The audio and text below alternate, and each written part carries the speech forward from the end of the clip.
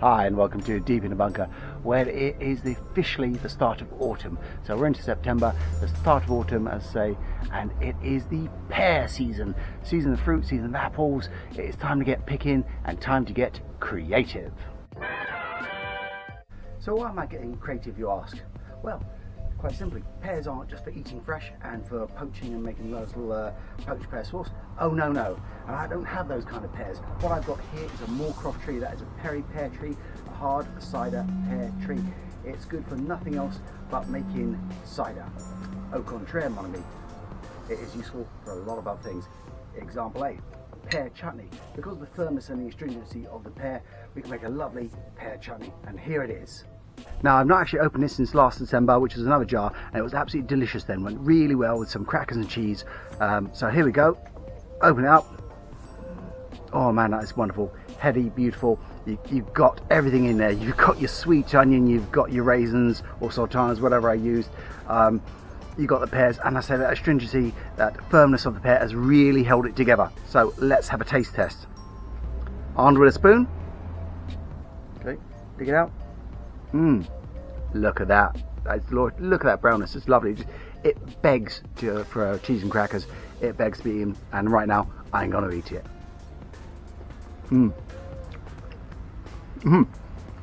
Yeah, it's still firm, still delicious.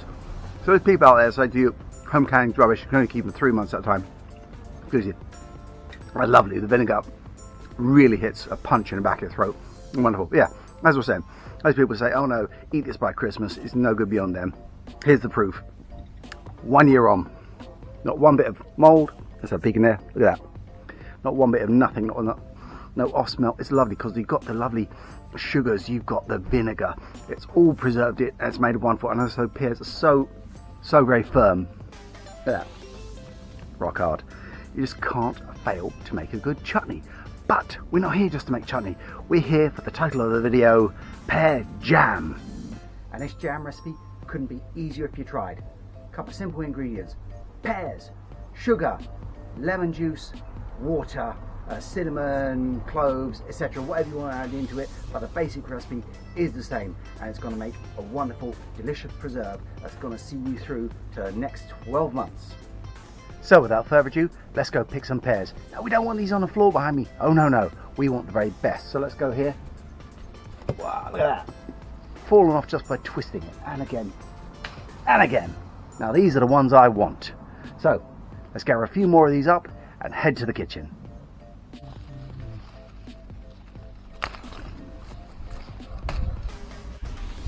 You know what? It's far too nice a day to go inside to the kitchen. Let's stay out here and do it al fresco. So, armed with a table, a few basic ingredients, and obviously my pears, and a little bit of knowledge from BBC Food Guide, let's get cooking. The recipe calls for 4.5 cups of mashed pears, 3 tablespoons of fruit pectin, and 7.5 cups of white sugar. But on that note, I don't like using it separately because, you know, the guesstimation on it is not good enough. So I use preserving sugar or jamming sugar. Either or is good enough, and as it says on there, ideal for jams, marmalades, and preserves. So in goes the cinnamon, cloves, mixed spice, and nutmeg. Next with the sugar.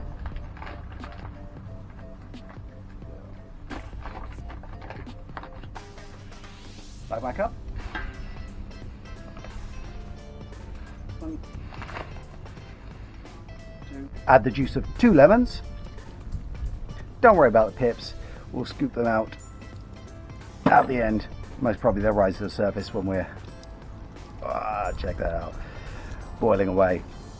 And of course, lastly, it's time for the pears. Now, here we are. So the recipe's calling for 4.5 cups of mashed pears. That's about 18 medium-sized pears. Just skin them, halve them, core them, you know, and stick them in. Little labour of love, taking about 10 minutes.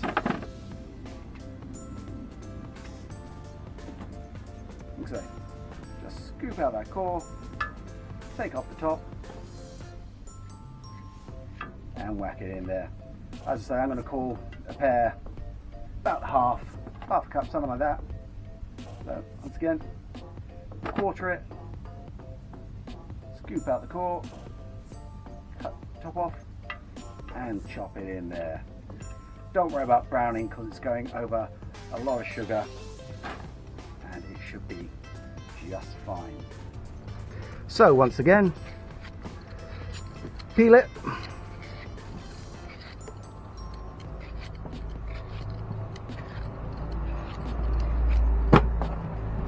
halve it, quarter it, and cut out that little root and obviously the seed bed going down the middle.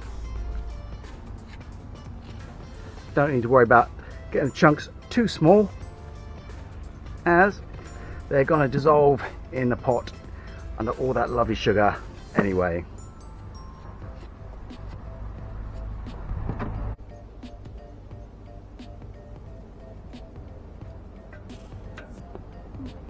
That's that.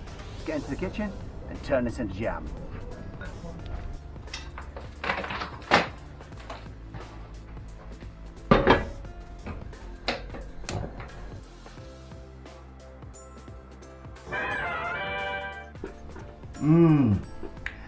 About an hour and a half later, more like 2, this is actually looking perfectly what it should be. It's jam consistency, the smell is absolutely wonderful, and I think we're going to be ready to pot it up.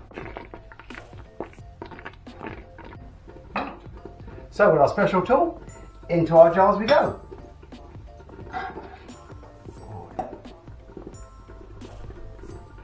Oh, this is messy work, no denying it. I could really do with a funnel. But hey, wipe it off and it'll be fine. Yeah. Quite a bit of wiping required. Oh God, that is hot.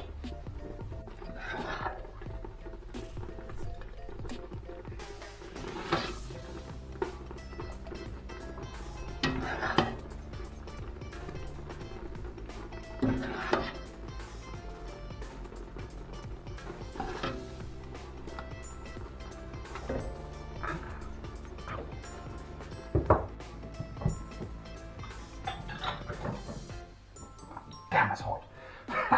So there we are. The perils of dealing with hot jam while canning.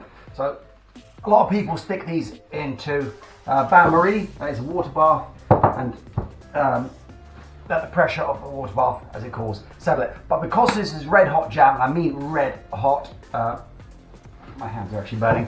Right, see, evidence. Right, because it's actually red hot, what I rely on is these pre-made lids here, which are commercially bought. So it's your average jam jar. As you can see, these are a nice mixture, and this one even is a coffee jar with the hermetically sealed lid. So what's going to happen, as that cools, the entire jar is going to be sucked down and pressurized, and you'll hear that pop sound as it goes down. It's as good as canning and boiling in a water bath. It will make it. It's no different at all. Like I say, these are just commercially produced, not the ones where you get with a separate lid and everything.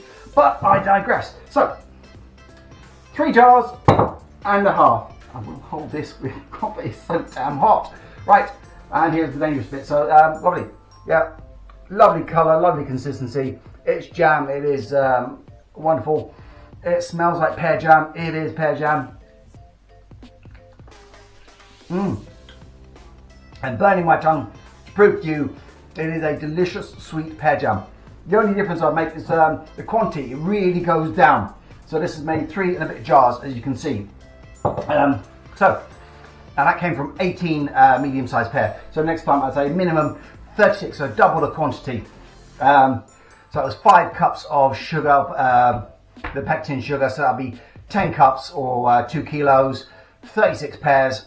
And just like I say, instead of 1 teaspoon of the cinnamon, allspice, and nutmeg, sorry, half teaspoon of each, double it to 2, and instead of 2 lemons, make it 4 lemons. And speaking of just so, this is me wishing you a happy foraging season. So this month, September, it's the time to get out there, do your pear picking, your wild pear picking, of course, or your pear picking in your garden, your apples in your garden, do your canning, really enjoy it, get out there, enjoy the fruits, the harvest of nature, and stay safe, stay sane.